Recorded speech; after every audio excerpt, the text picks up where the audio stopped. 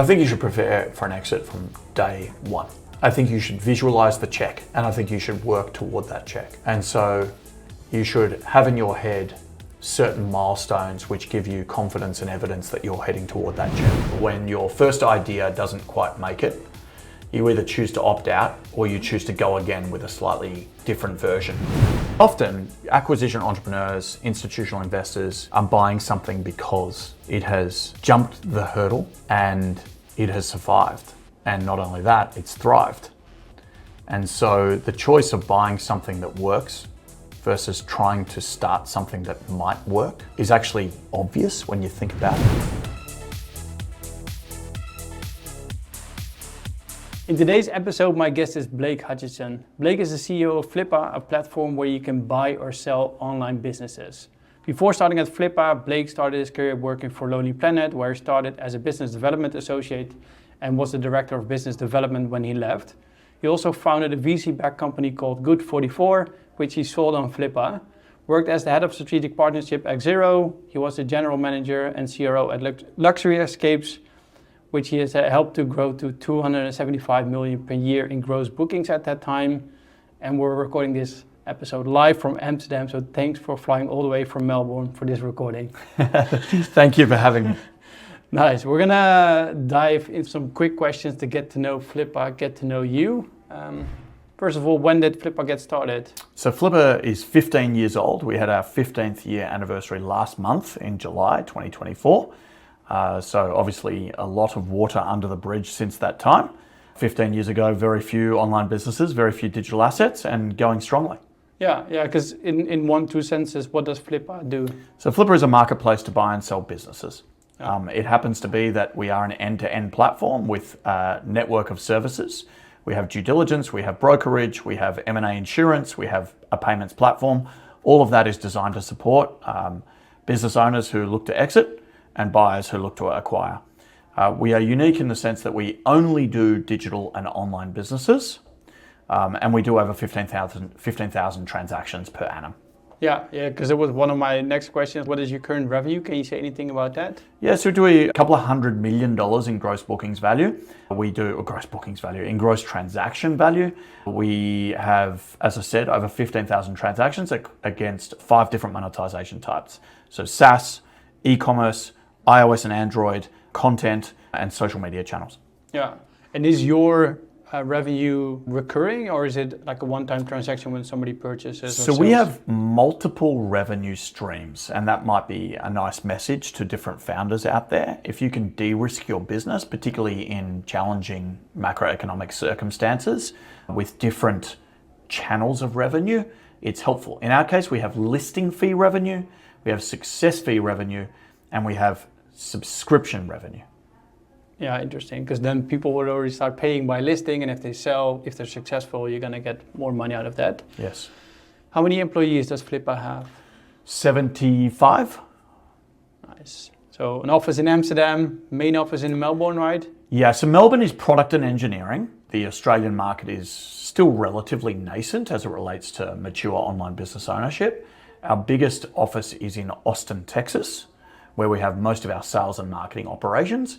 And then we have a growing office here in Amsterdam looking after the EMEA region. Yeah, nice. And personal question, may I ask, how old are you, or young? I am 44 years old. Nice. And I feel like I'm 60. Because that's one thing, because you also started your own business, right? Which makes you age a lot quicker. Yeah. I guess maybe one question, like what made you go back to corporate? Yeah, I guess first and foremost, after you have run a business for 6 years, particularly a business which did okay but didn't quite make it, you often need a little bit of a recalibration and maybe a reset. And so I didn't want to go into an environment that was slow paced, and I didn't want to go into an environment that was less innovative, but I did want to go into an environment which was fast-paced and growing and had a very strong balance sheet, because obviously as a startup founder, the capital at your disposal is often what constrains some of those decision-making efforts or decisions. So I ended up going to Xero. At the time, I think Xero was probably 400 staff. And when I left, which was 2 years later, we were 1,000 staff. and at the time, one of the fastest growing SaaS businesses in the world, Forbes world's most innovative, and you learn a lot from an experience like that in a company that's clearly made lots of right decisions. And so I wouldn't say it was a corporate per se, but it was certainly a bigger business than I had just come from, being my own, and that kind of set the pathway to the rest of my career. Yeah, because in the end, that's still a startup. If you're growing so fast, everything breaks all the time. Is that also something which keeps you motivated, getting into fast scaling businesses? Yeah, so I wouldn't survive in a slow-paced business, and I wouldn't survive in a business which wasn't change-friendly. And yes, I'm motivated by fast growth businesses. I'm motivated by growing businesses. I'm motivated by building customer-centric businesses, which is solving a real problem. In our case, we make entrepreneurs happy.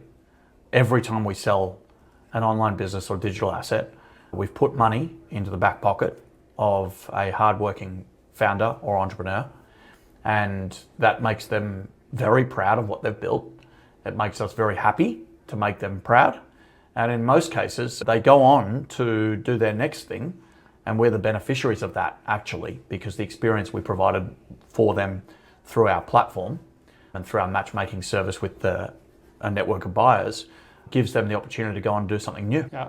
And do you then often see them coming back later on? Yeah. So we are what most people would consider to be a managed marketplace. And in that same sentence, we are what most people would consider to be a high value, low repeat marketplace. Now, of course, the high value nature of a low repeat marketplace is an insurance policy. You don't benefit of the repetition, but you get very high order values, and as a function of that, the unit economics will tend to make sense. But we're not as low repeat as most people would think.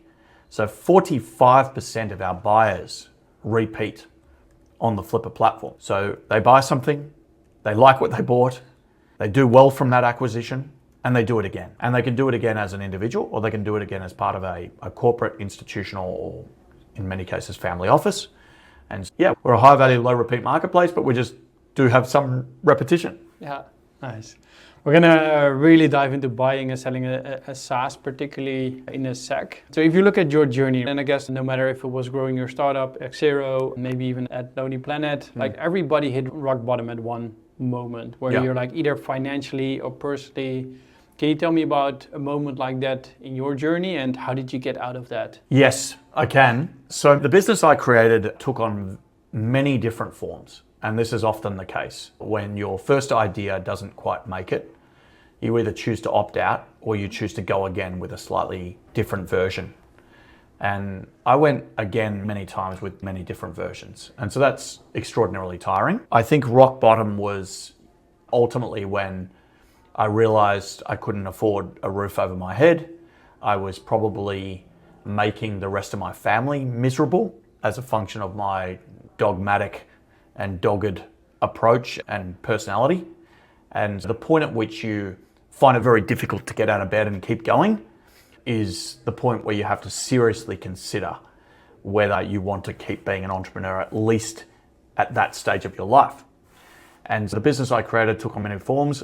On about the fifth variation, on about the sixth year, I was finally able to say, despite the great effort, despite many happy customers, we were never going to build something that was going to provide shareholder return to the level that the shareholders needed.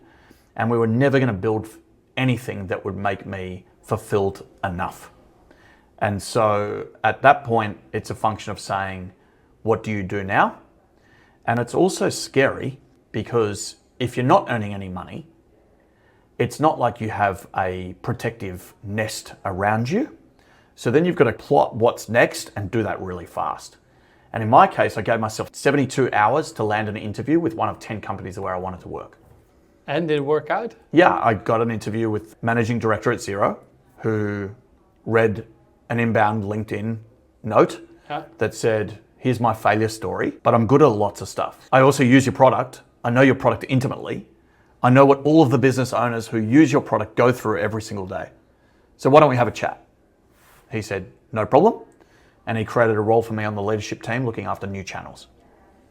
Nice, yeah. So that worked out, but I was lucky in that regard. Yeah. And at one point, I guess, like to come back to the failure, like you dragged it on for quite a long time, and at one point you said this is enough, and then you had to go and get something else super quick. Yeah, I think at the point where your wife says, I don't want you to continue, after being such a powerful partner in your corner, you've got to recognize some of the detrimental aspects of the entrepreneurship journey and maybe consider a reset. And I did that at the 6-year mark.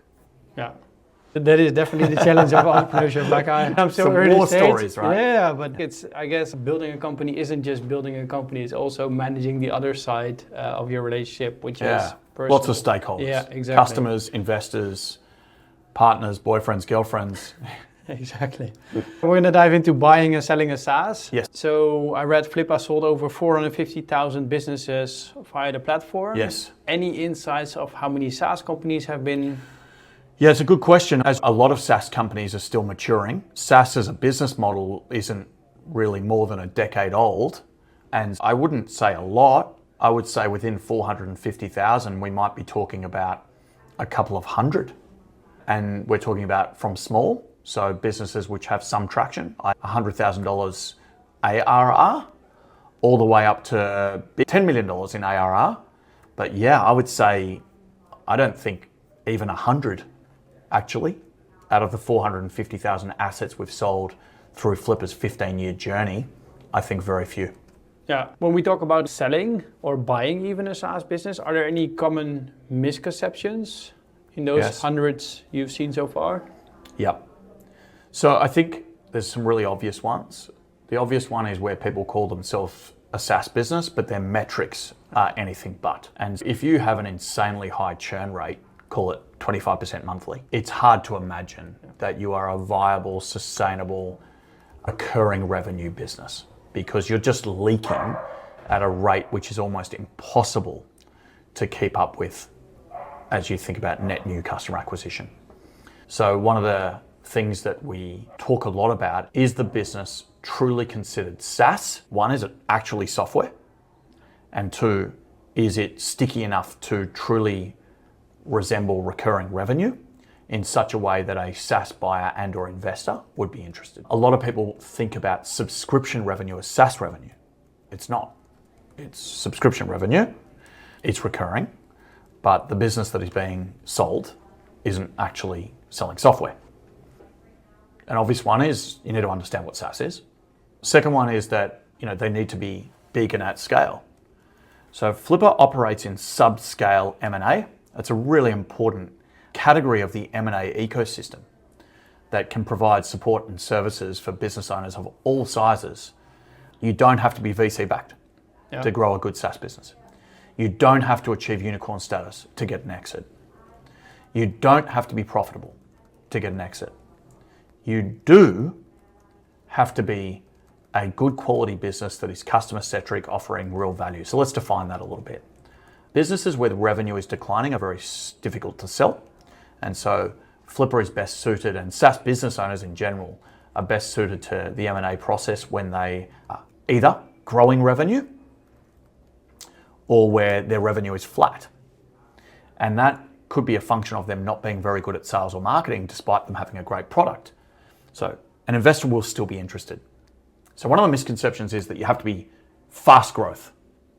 You don't have to be fast growth to enter the M&A phase of your life cycle, but you do have to have flat or growing revenue. Probably the other one is that investors going to pay you for long-term opportunity that you haven't realized.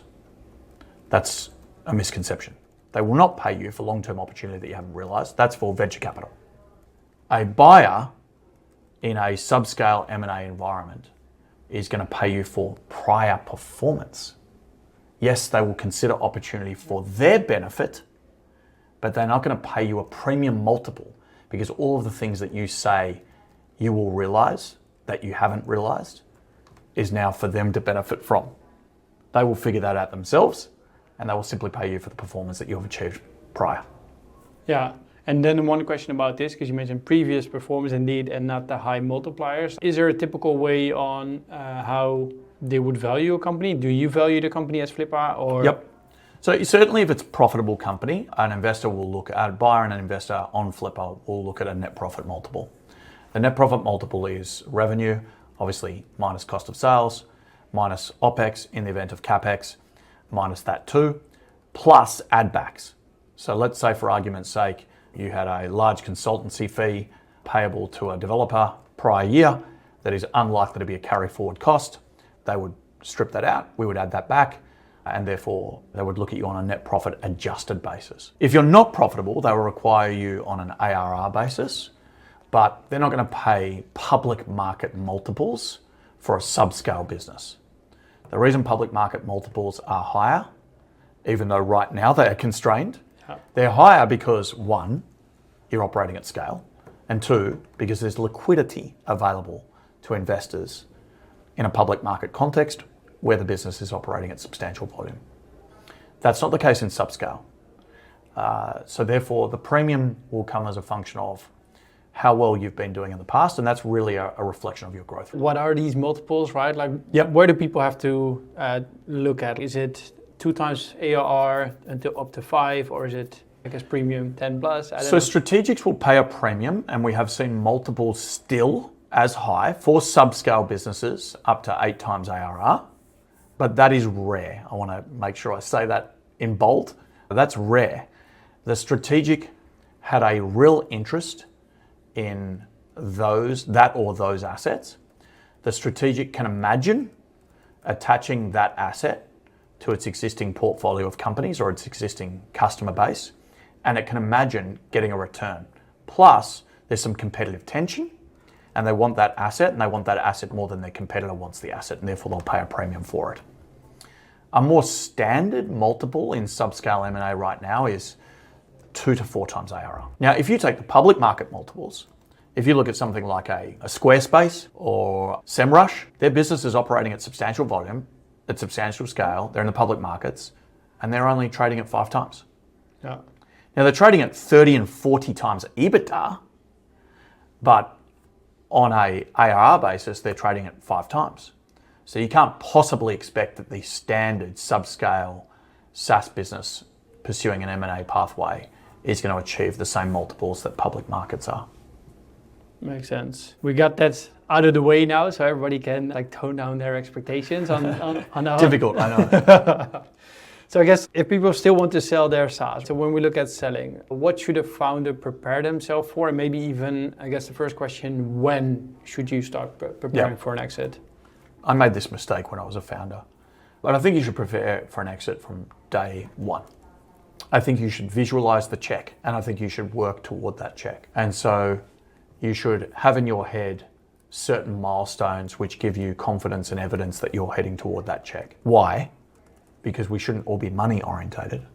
But the good news is, if you orientate to that check, it's a good North Star, whether you ultimately pursue an M&A process or not, whether you ultimately raise venture capital or not. If you set yourself a goal that is evidence of you building a viable, valuable company for someone else, you've probably made the right decisions for your company, the right decisions for your customers, you've probably built the right things. And so we talk about this a lot, even at Flippa, okay? So if we want to achieve something, if we want to achieve 1 million business sales, okay, to achieve 1 million business sales, that's the outcome. We need to make good quality decisions and stay focused on that outcome. And so that as a North Star gives us the ammo to make the right decisions. And so I think the exit process is similar. If I want to sell for $10 million, I need to understand that the ARR multiples are X, and therefore work towards that ARR. And so therefore it sets in place a good discipline. It will also imply you understand your metrics, because you're not going to get the check without those metrics. So understanding what an investor or buyer looks for becomes a playbook for the way you run your business. And if you know that an investor who's willing to give you that check is interested in ARR of X, churn of Y, growth rate of Z, then you can orientate your decision making to those metrics. I think in turn, it ends up meaning that if you ultimately get there, your business is in a cleaner state. You've got the metrics and the evidence of those things over time, and you've probably got the discipline in place to understand your financials. So you'll be using cloud accounting software, You'll be using some kind of SaaS analytics dashboard. And all these types of things actually set you apart from others and give you good discipline.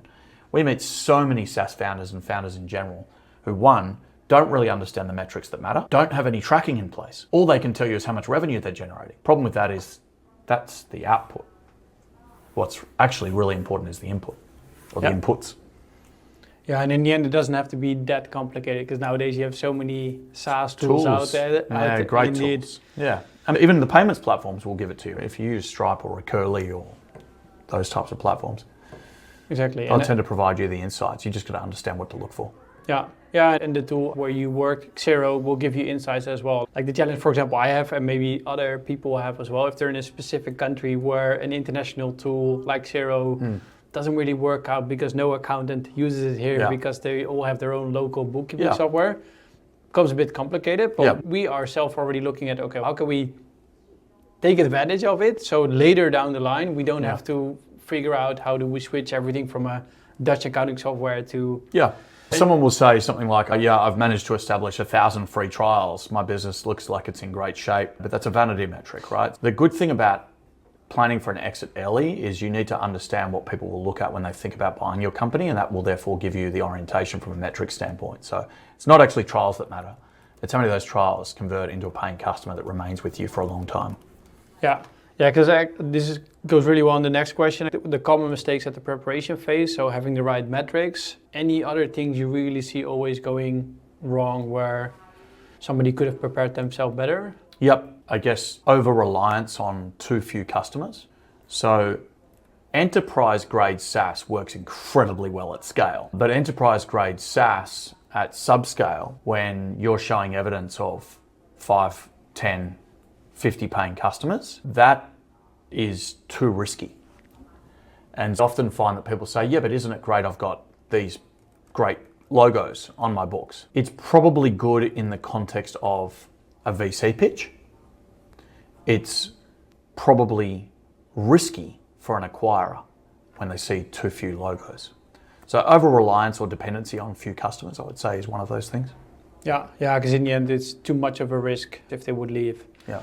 If we take that into consideration that we have the need to have the right metrics, are there any other things a SaaS founder can do to maximize the outcome of, I guess, their exit? We talked about ARR already. Any other things they should be doing to make sure they get the most out of their... Yeah, I would say the other one is actually less about the business and more about the individual, the founder.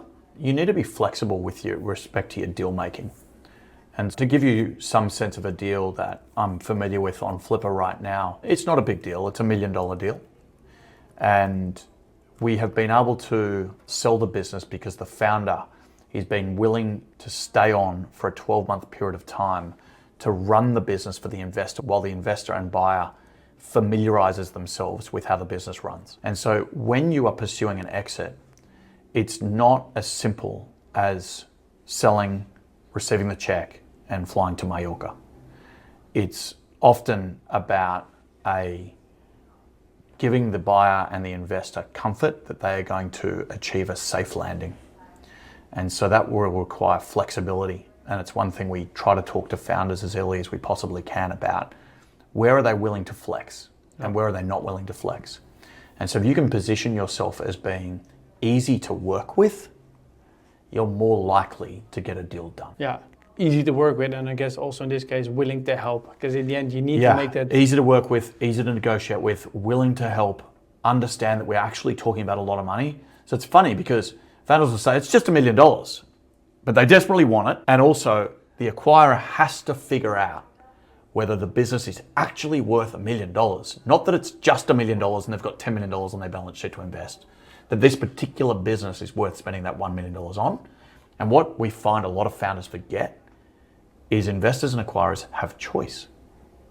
So if you start to become difficult to work with, regardless of how good your business is, they will make their decisions elsewhere. Yeah.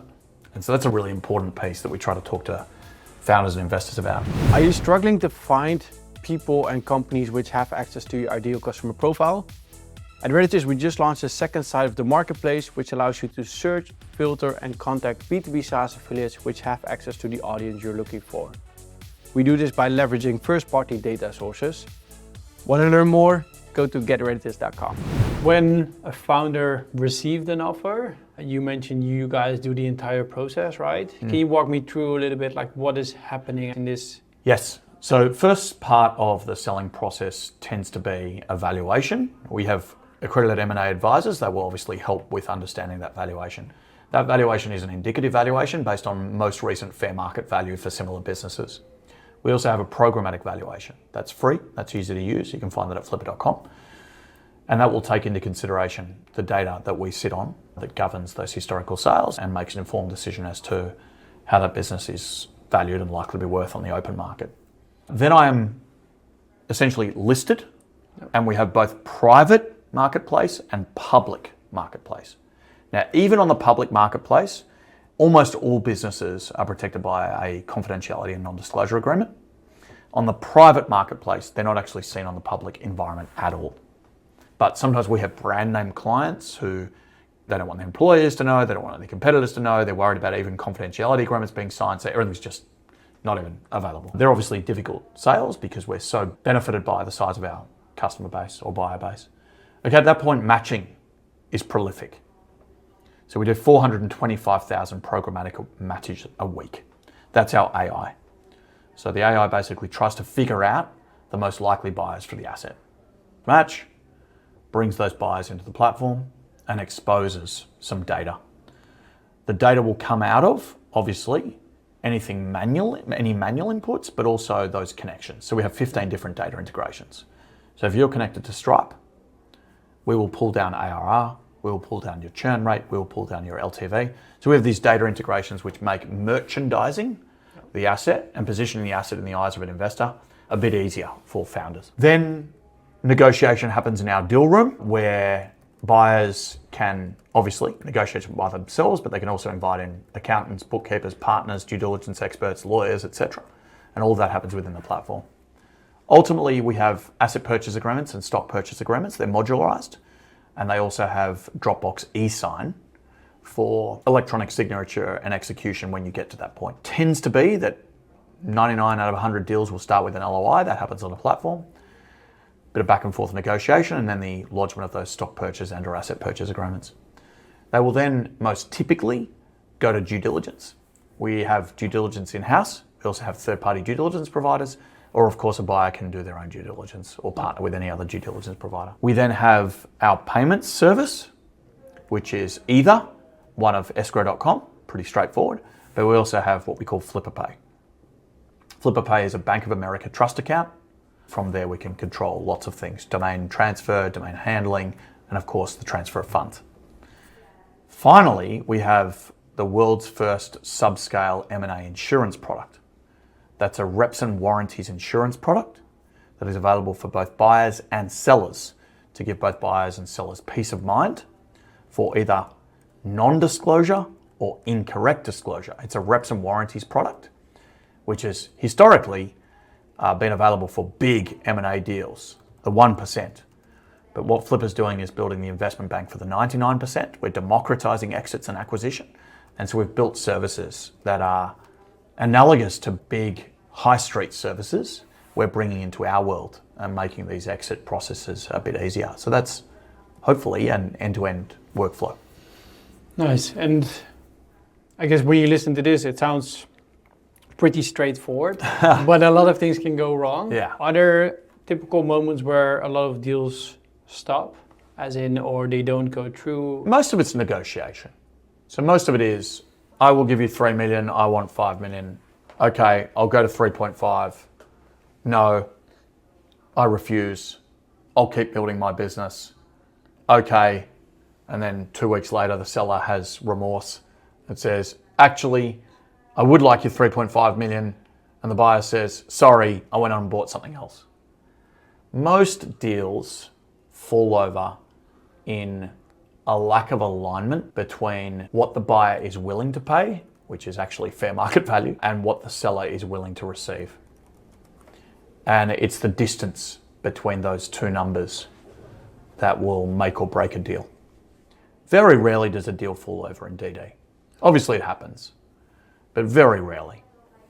Once a buyer has said they're going to spend $5 million and once a seller has said no problem, it tends to be that everything that Flippa has disclosed, everything that the seller has disclosed stacks up and the deal will continue on. Time's a bit of an issue.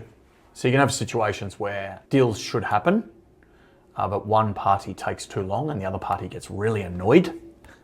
And as a function of getting annoyed, one party agrees to move on and the other party is grumpy, but mostly negotiation, distance between two numbers.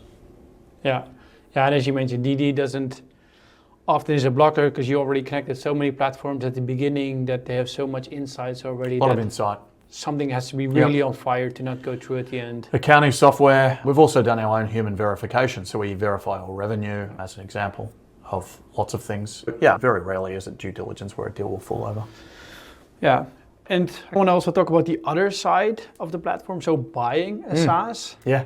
Like, why should people consider buying an existing SaaS rather than building one from scratch? Statistics. We've all heard the statistics about how many startups fail and how many startups succeed. So I've been a startup founder. The odds of you succeeding are very low. It actually makes us all sound a bit crazy when you think about the statistics. If I buy something that last year did $1 million in revenue at a churn rate of sub 10%, and a growth rate of 25% year on year, when I buy that, it's highly likely that what I just bought improves my chances of going to 10 million in ARR than those same chances should I be starting at 0. So most of the reason that people buy is to play the statistical likelihood of them being able to run an asset which is a good quality business, which gives them a better chance of free cash flow, profitability, and ultimately improving on something that somebody else has strived so hard to build. There are other reasons, of course. One, it's strategically beneficial for everything else I do and own. There are examples of where there is a certain component of the business which is very important to me. There are examples of where the founder who I'm going to negotiate to retain is very important to me. But often acquisition entrepreneurs, institutional investors are buying something because it has jumped the hurdle and it has survived. And not only that, it's thrived. And so the choice of buying something that works versus trying to start something that might work is actually obvious when you think about it. So hopefully that helps. Yeah, and I guess maybe one thing which is going to hold off a lot of people is the money aspect, right? Yes. Because you were now talking about buying a business which is $1 million. So if you look at the multiples, then probably most people won't have it on their bank account. Like maybe then one question here, like what would you recommend? Start maybe with businesses which do a lot less, try to grow them further, sell that, do another one. Yeah, so a lot of people will self-promote. So they will start with something small and then get bigger. I guess a couple of examples of this. You can find something that has a big audience but hasn't recognized its SaaS potential. So for example, there was an asset on Flippa that had a large and prolific user base. It was called watermarquee.com. And it was a watermarking software so that a wedding photographer or a extreme sports photographer could upload their imagery, have it watermarked programmatically, and then send it off to the client to assess it for whether they wanted to buy it or not. They charged a one-time use for perpetual access. And lots of buyers, we could see this happening inside the deal room. Lots of buyers were saying, can you tell me what is the common use case here and how often do people return? And the seller was saying, oh, they return like every week. After every wedding, the photographer comes back and uploads a new batch of images. And you could see buyers going, oh, wow, this is actually a SaaS business that has never been a SaaS business. And so they bought it and changed its business model. And it wasn't expensive. I'm talking about massive utilization, hundreds of thousands of users, but no recurring revenue and a relatively sticky product. That's an example of someone buying something for probably $100,000. Now I accept that not a lot of people have $100,000, but also if you're going to create a world-class SaaS business, you probably are planning to either use your own time and energy, which is certainly worth $100,000, or you're going to borrow money to start, or you're going to raise some friends and family. So $100,000 to go and acquire something with traction and then build from there is probably a smarter play. Yeah, and I think this is a really great idea, as in buying a business which is not leveraging the subscription SaaS business model yet, transform it, and you already have that existing user base you mentioned. Yeah. Nice. We're going to jump in the final two questions. So when we really talk about growing a B2B SaaS company, what kind of advice would you give a SaaS founder who's just starting out and growing to 10K monthly recurring revenue? Yeah, so I mean, 10K monthly, I would probably first think about price point, and I would think about the least path of resistance. So what is the most your clients are willing to pay you, and how many clients do you therefore need before you can tick off that milestone? And so often people think about how they can own a market and therefore freemium products, cheap products, these types of things. If you're trying to get to 10K, and let's say for argument's sake, you're not wealthy, then the pathway to keeping a roof over your head is not about winning the world, and it's not about freemium. It's about the highest price point your customers are willing to pay for you to tick off that milestone. And that's different as you scale. You, over time, can build a freemium product and use that as a lead magnet. You, over time, can charge very little and go for scale. But if the question is actually what is the fastest pathway to 10K, the fastest pathway to 10K is the highest price point that each customer is willing to pay. I can definitely relate to that, because we started as a freemium model, and in the end we terminated it last month to get to profitability a lot quicker. It makes sense, right? We should have done this podcast recording 6 months ago. So let's assume we now passed 10K monthly recurring revenue and we're going to make a big jump. What kind of advice would you give somebody who's growing to 10 million ARR? Yeah, so I really believe in lookalikes.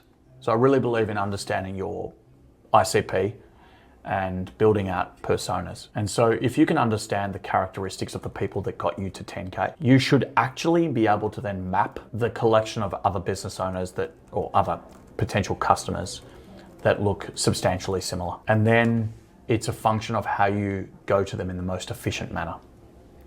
And so I would look at various tools. I would look at something like a Clay, where you can get a user's LinkedIn account, get a user's email account, potentially get a user's phone number, and I would build workflows around that ICP, and I would start to play the direct sales game.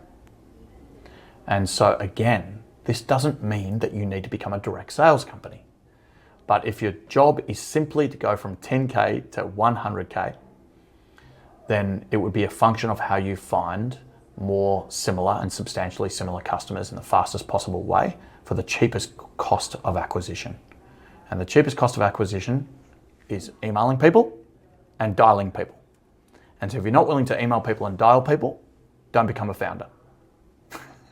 Yeah, and I guess it all starts also with getting, as you mentioned, the right people to target. So mimicking the clients you already have, so you really have to clearly define your ICP so you can target those. Nice, let me try to summarize. When you're starting out, day one, try to visualize the check, build milestones towards it so you know exactly where you're going, but build a good company with the right metrics. Make sure you use the right tools which connect with many platforms so you can leverage that later on. It's really risky to have a few enterprise clients. When you are gonna do M&A, be flexible in the deal, stay on if needed, but you either need to be flat or growing in revenue when you're gonna do that deal. It is gonna be based on previous performance, so definitely take that into account, so not future potential performance. It's really rare to receive an 8 times return on your ARR. Standard is more 2 to 4 times. You can secure your M&A flow of deal now as well. Most deals fall at the lack of alignment or the speed of the process. And I guess if you are thinking about buying a SaaS, it's statistically better than starting one from scratch. And if you need to get an ID, buy a business which is not leveraging the SaaS business model yet, and you can turn it around. And when you're starting out, charge as much as possible to get to 10K MOR as soon as possible. Fantastic. That was fun. Nice. If people want to get in contact with you, you already mentioned you message people on LinkedIn. I got this interview just by messaging you on LinkedIn, so I might know the answer, but how do people get in contact with you? Yeah, I'm more LinkedIn than I am anything else. I'm not exactly a Twitter warrior. So yeah, get me on LinkedIn. You can also reach me at blake@flippa.com. I'm happy to help people think through their process. Cool. If you're listening, make sure to leave us a review on Spotify or Apple Podcasts or wherever you're listening. We're going to add a poll to it as well, so make sure you answer that so we get to know what you're thinking about this episode. Thanks for coming on, Blake. Thank you so much. I appreciate it. Cheers. Thank you for watching this show of the Grow Your B2B SaaS podcast. You made it till the end, so I think we can assume you like this content. If you did, give us a thumbs up, subscribe to the channel. If you like this content, feel free to reach out if you want to sponsor the show, if you have a specific guest in mind, if you have a specific topic you want us to cover, reach out to me on LinkedIn. More than happy to take a look at it. If you want to know more about world.This, feel free to reach out as well. But for now, have a great day and good luck growing your B2B SaaS.